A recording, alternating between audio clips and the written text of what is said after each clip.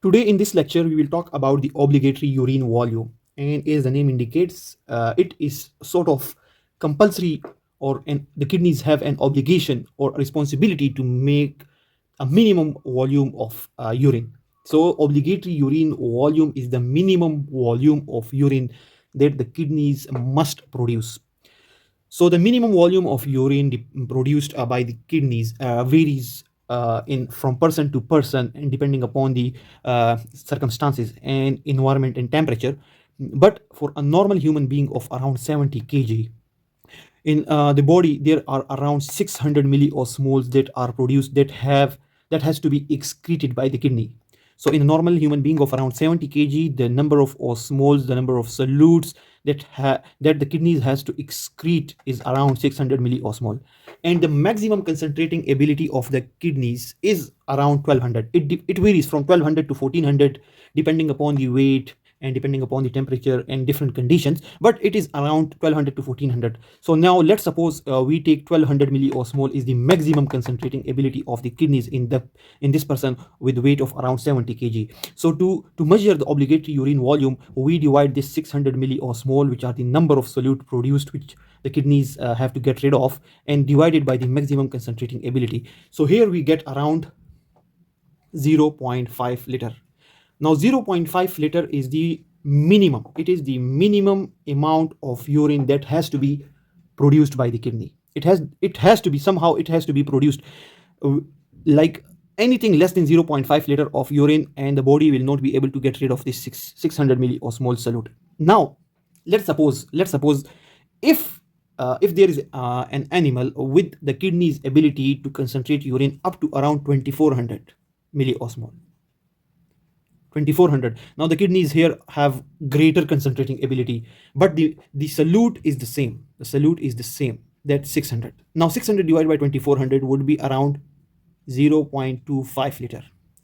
So if the kidneys have the ability to concentrate more, then the requirement of the minimum volume of urine will be decreased. The kidneys will be able to excrete the same amount of solute in a less and less amount of urine.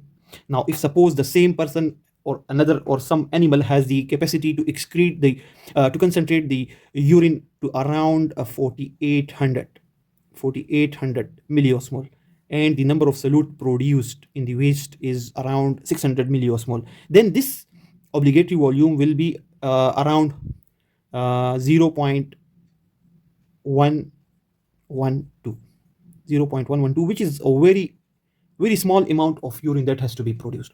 So by increasing the concentrating ability of the kidneys, the obligatory urine volume somehow decreases. But if the concentrating ability of the kidneys decreases, if the kidneys are not able to concentrate the urine, now suppose if the concentrating ability of an animal is around 600 instead of this 1200, and the solutes remain the same, the solutes in the body that are produced remain the same, then this animal will need around 1 liter.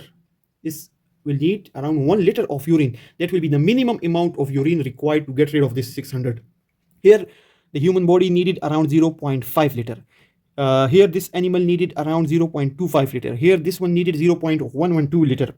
But this animal is needing around a minimum of 1 liter to get rid of this 1600 milliosmol. So the obligatory urine volume, it is basically a measure of the concentrating ability of the urine, as well as the number of milliosmol, the number of the number of solute particles that are present in the waste that is produced in different form, which may contain sodium, which may contain potassium, which may contain creatinine, which may contain a lot of other substances. So this obligatory urine volume is dependent upon these two factors: the concentrating ability of the kidney and the number of the amount of solutes that has to be removed from the body. So that's all about the obligatory urine volume. Thanks a lot for watching the video.